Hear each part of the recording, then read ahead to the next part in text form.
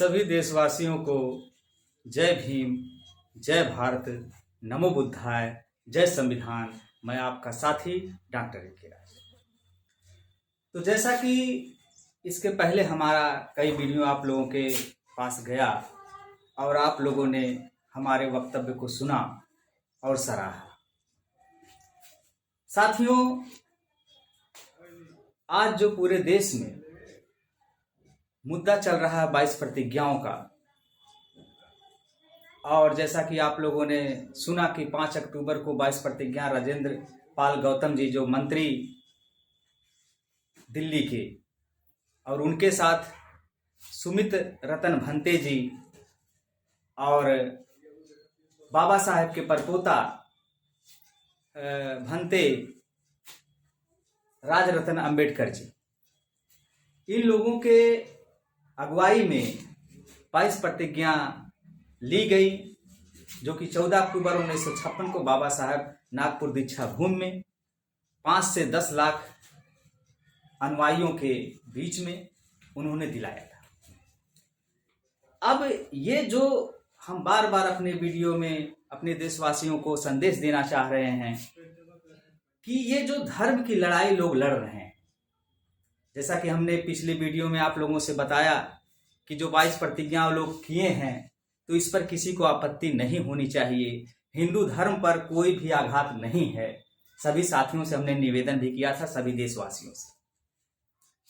लेकिन अब जो हिंदूवादी लोग हैं, उनको ये लग रहा है कि हमारा धर्म खतरे में है, जबकि ऐसी कोई बात नहीं। ये उनकी सोच पर डिपेंड कर रहा है। अभी देखिए, राजेंद्र पाल गौतम जी को जो धमकी मिला है, राजेंद्र पाल जी को धमकी ये मिला है, अयोध्या के महंत जी जो कि 3 महंत हैं, तीनों महंतों ने ऐसा बयान दिया है कि जिसका कोई जवाब नहीं। उन्होंने डायरेक्ट कहा है कि ऐसी प्रतिज्ञा करने की वजह से अगर कोई उनका सर काट के लाता है तो मैं 50 लाख रुपए का इनाम देता हूं। वो जो है महंत ने कहा है, अयोध्या के महंत। और साथ में एक महंत ने कहा है कि उनको देश से निकाला किया जाए, देशद्रोह साबित किया जाए। तो ऐसे लोग हैं। अब संत महात्मा या महंत अगर ये बात कहते हैं तो शोभा नहीं देता है। अगर उनको अपने भगवान में आस्था है, तो अगर वो गलत कर रहे हैं उनके धर्म के नजर में या उनके भगवान के नजर में, तो उनकी सजा तो भगवान देंगे ना भाई। अगर भगवान में शक्ति है या ईश्वर में शक्ति है तो वो खुद सजा देंगे। तो ये सब जो है, इससे ये लगता है कि अगर हम मानव होकर या महंत होकर ऐसी बात को कहें तो ये शोभा नहीं देता है। और उन्होंने अगर ऐसा कुछ गलत कहा है तो उनको भगवान सजा देगा। अगर आपकी नजर में भगवान है तो आपको तो नहीं कहना चाहिए। मेरे देशवासियों, अब यहां लोग कहते हैं कि अपनी आवाज को उठाना, कुछ लोग कहते हैं अपनी आवाज को उठा रहे हैं तो उनको जेल में डाल देते हैं। अगर सत्य की आवाज उठाते हैं तो हमारा कानून व्यवस्थाओं से ये अनुरोध है कि जो अपराधी उनको जेल में करिए। अब महंत जी ने डायरेक्ट कहा है पूरे देशवासियों के सामने, महंत जी ने ये कहा कि मैं 50,000 रुपए का इनाम देता हूं जो उनका गला काट के लाएगा, सर काट के लाएगा, राजेंद्र पाल गौतम जी का। तो कानून के रखवाले कहां हैं? क्या ये हमारा भारत देश है? यही हमारा भारत देश है। मैंने पिछले वीडियो में भी कहा था कि लोग कहते हैं देश रंगीला रंगीला, हमारा भारत देश महान है। क्या यही महानता है भारत देश की? किसी को जात पात, किसी को ऊंच नीच के खाई में बांधा जाए, क्या यही जातीयता है? हम अपने लोगों से कहना चाहते हैं कि ये चीज जो नहीं होना चाहिए। हमारा भारत देश तब महान होगा जब लोगों के अंदर जात पात, ऊंच नीच, भेदभाव जैसी कुप्रथा, जैसी बीमारियां त्यागेंगे, तभी हमारा भारत देश महान होगा। और अगर महंत जी ने ये कहा है कि उनका गला काट कर जो लाएगा मैं 50 लाख रुपए का इनाम दूंगा, तो ये तो देखा जाए तो देशद्रोह का काम वो खुद कर रहे हैं। अराजकता फैला रहे हैं, धर्म के नाम पर अराजकता फैला रहे हैं। ऐसा नहीं करना चाहिए। हाँ मेरे साथियों, मैं जो बात कह रहा हूं दावे के साथ कह रहा हूं। ये देखिए आप लोगों के सामने भारतीय संविधान की किताब है, जो भारतीय संविधान की किताब है, और भारतीय संविधान के जो मूल अधिकार हैं इसको आप देख सकते हैं, जो मूल अधिकार हैं। अब मूल अधिकार में आप समता का अधिकार एक देखेंगे जो 14 नंबर पर है, समता का अधिकार। तो किसी भी व्यक्ति को समता का अधिकार है, समानता का अधिकार है, ये परम पूज्य बाबा साहब जी ने संविधान में निहित किया है। और उसके अलावा आर्टिकल 15 आप देख रहे हैं, आर्टिकल 15 में धर्म, मूल मंत्र, जाति, लिंग या जन्म स्थान के आधार पर किसी के साथ भेद नहीं होना चाहिए। ये हमारा भारतीय संविधान का किताब कहता है, जिसके द्वारा हमारा भारत देश चल रहा है। और आर्टिकल 25 जो अगर आप देखेंगे तो आर्टिकल 25 में आपको ये देखिए स्पष्ट रूप से धर्म की स्वतंत्रता का अधिकार दिखाई दे रहा है। धर्म की स्वतंत्रता का अधिकार आपको दिखाई दे रहा है आर्टिकल 25 में। तो अगर हमने बार बार कहा कि अगर वो बौद्ध को अपना रहे हैं तो उनको अपनाने दीजिए। आप अगर हिंदूवादी हैं, हिंदू धर्म को मानते हैं तो आप उनको मानिए। तो इसमें देशद्रोही कहना या सर काट के लाना, 50 लाख रुपए का इनाम देना, ये कहां तक एक महंत को शोभा देता है। हमारे भारतीय अगर आप लोग जागरूक हैं, देशवासी जागरूक हैं, तो इस चीज को आप खुद सोच सकते हैं कि ये कहां तक है, कहां तक सही है। एक साधु को, एक महंत को ऐसी बात करने शोभा नहीं देनी चाहिए। मैं बार बार सभी देशवासियों से अनुरोध कर रहा हूं।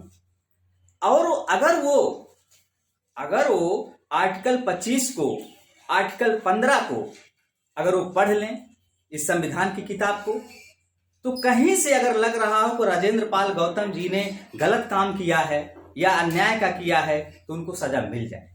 लेकिन ऐसा कुछ उन्होंने नहीं किया है।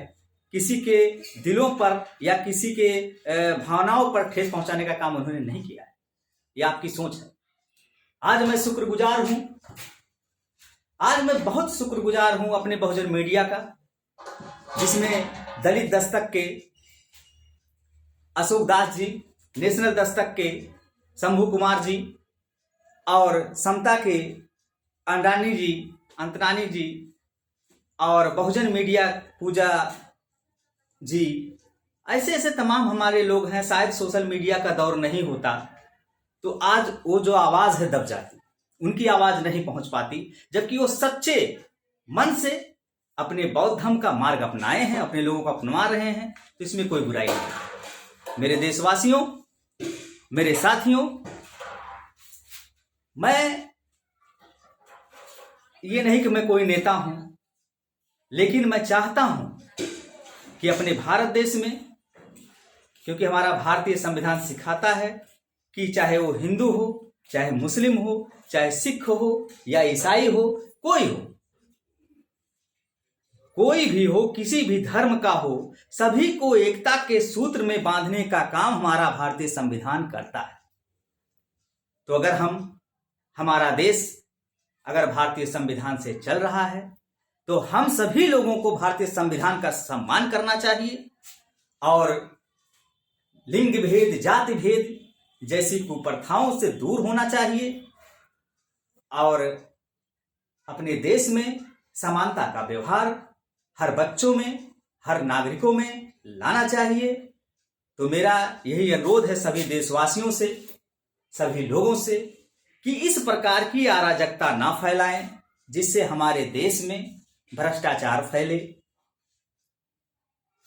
आज हमने कहा ना कि लोग कहते हैं भारत मेरा भारत देश महान है। अरे भाई, मेरा भारत देश महान है तो उसको महान बनाइए। महान अपना भारत देश तब बनेगा जब जात पात, ऊंच नीच, भेदभाव, किसी को धर्म ग्रहण करने पर, किसी को धम्म का रास्ता अपनाने पर आपको कोई आपत्ति नहीं होगी, तब मेरा भारत देश महान है। लेकिन आज जातिगत व्यवस्थाओं की वजह से इस प्रकार का हो रहा है तो नहीं होना चाहिए। मेरे देशवासियों, मेरा सभी लोगों से विनम्र अनुरोध है, विनम्र निवेदन है, वो किसी जात के हों, किसी भी संप्रदाय के हों, हमको किसी भी संप्रदाय पर उंगली उठाने का कोई हक नहीं है। और राजेंद्र पाल गौतम जी ने ऐसा कोई काम नहीं किया है। आप लोग तो जानते हैं कि जैसे देखिए, अभी देवकीनंदन जी का बयान आया था, जो कि है, उन्होंने कहा कि देवकीनंदन जी ने एक बात कहा कि राजेंद्र पाल जी जब प्रतिज्ञा ले रहे थे, प्रतिज्ञा में ब्रह्मा विष्णु महेश या रामचंद्र जी को कहे या हिंदू धर्म के की बात की, उन्होंने कहा कि हिंदू धर्म के देवी देवताओं पर आघात किए, उसमें से जीसस गायब हैं, खुदा गायब हैं। उनका जो डिबेट था, जो बात थी उनकी, तो उनको मैं बता देना चाहता हूं कि आप अगर देवकीनंदन जी लोगों को ज्ञान देते हैं तो ये चीज सोचिए कि इंसान जब अपना जिस धर्म में रहेगा, जिस घर में रहेगा या जिस धर्म में रहेगा, तो उसी की तो बात करेगा। क्योंकि वो लोग हिंदू में, और बाबा साहब जी हिंदू में थे, तो उनको लगा हिंदू धर्म में रहकर कि यहां उनको बुराइयां लगी, तो उन्होंने कहा भाई पहले मैं मानता था, अब नहीं मानूंगा। तो उन्होंने ना जो है जीसस को अपनाया, ना इस्लाम को अपनाया। तो इस्लाम की और जीसस की तो बात ही छोड़ दीजिए भाई, आदमी जो धर्म में रहेगा उसी धर्म के बारे में ही तो बताएगा। तो अगर राजेंद्र पाल गौतम जी ने उनकी प्रतिज्ञाओं को दोहराया है तो कोई गलत कार्य नहीं किया है। हाँ, अगर हम मुस्लिम धर्म में होते, फिर मुस्लिम धर्म में हमको कमियां लगती और हम हिंदू में जाते तब, या फिर बौद्ध में जाते, तब हम कहते कि भाई मुस्लिम में कमी है। हम जब उस धर्म को फॉलो ही नहीं किए, यीशु को, जो मतलब ईसाई धर्म है या सिख धर्म है या इस्लाम धर्म है या यहूदी धर्म है, तो हम जब उसको फॉलो ही नहीं किए तो हम उसके बारे में क्या कहेंगे। हम अब तक हिंदू थे, हमको लगा कि हिंदू धर्म में ये चीज गलत है, चीज हमको लगा तो हमने कहा, अब भाई हम तो उसमें क्या बुराई है, देवकीनंदन जी उसमें क्या बुराई है। तो ऐसी कोई बात नहीं है। एकता के सूत्र में बांधने का काम करें अपना, जो है अगर आप जिसको मानना चाहे माने, लेकिन ये ऐसी बात ना करें कि जिससे हमारे भारत देश में अराजकता फैले, एक दूसरे के अंदर समानता की भावना ना आए, ऐसा ना करें। तो मैं सभी साथियों से बस यही निवेदन करूंगा, मेरा यही संदेश है सभी देशवासियों से कि आप लोग इस देश में ऐसी बात करिए जिससे कि भाईचारा बढ़े, समानता हो, सभी को अपने अपने धर्म की आज़ादी है। हमने जैसा कि भारतीय संविधान की किताब में हमने बताया कि सभी को अपने जो है आज़ादी है, धर्म की, धार्मिक स्वतंत्रता का अधिकार है, ये भारतीय संविधान कह रहा है। तो हम लोगों को मानना होगा और एक ऐसा भारत देश बनाना होगा। हाँ, एक चीज और मैं कहूंगा मेरे देशवासियों, अगर कहीं भी किसी तरीके से अगर हम भारतीय संविधान को मानते हैं तो सबसे पहले ये जान लीजिए, सम मतलब क्या होता है। सम मतलब बराबर, और विधान मतलब नियम या कानून। सम मतलब बराबर और विधान मतलब कानून या नियम। तो सबके लिए बराबर नियम, वही है संविधान। और जब मनुस्मृति लागू था, मनुस्मृति में क्या था, मनुस्मृति संविधान नहीं था, मनुस्मृति एक विधान था, मनु द्वारा बनाया गया एक नियम, एक कानून था, लेकिन सबके लिए बराबर नहीं था। और संविधान जो है सबके लिए बराबर बनाया गया नियम है। और हमारा ये संविधान कहता है कि सभी लोग एकता के सूत्र में बंधे। अब देखिए, जैसा कि एक चीज पर हम और बात कहना चाहेंगे आप सभी लोगों से, देशवासियों से, कि देखिए जैसे कुछ लोग भारत देश को हिंदुस्तान कहते हैं, भारत देश को कुछ लोग हिंदुस्तान कहते हैं, तो इस पर मैं सहमत नहीं हूं। भाई हमारे देश में, इस भारत देश में हिंदू, मुस्लिम, सिख, ईसाई, बौद्ध, जैन सब बसते हैं, तो सिर्फ हिंदुस्तान क्यों।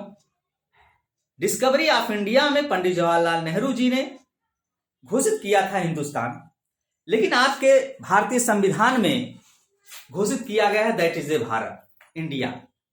हम लोग भारतीय हैं, यहां पर हिंदुस्तान नहीं लिखा हुआ है मेरे दोस्तों, मेरे साथियों। तो इसलिए भारत इसलिए है क्योंकि सभी को, चाहे हिंदू हो, मुस्लिम हो, सिख हो, ईसाई हो, बौद्ध हो, जैन हो, सभी को एकता के सूत्र में बांधने का काम करता है। तो हमारा भारतीय संविधान करता है, हमारा भारत देश करता है।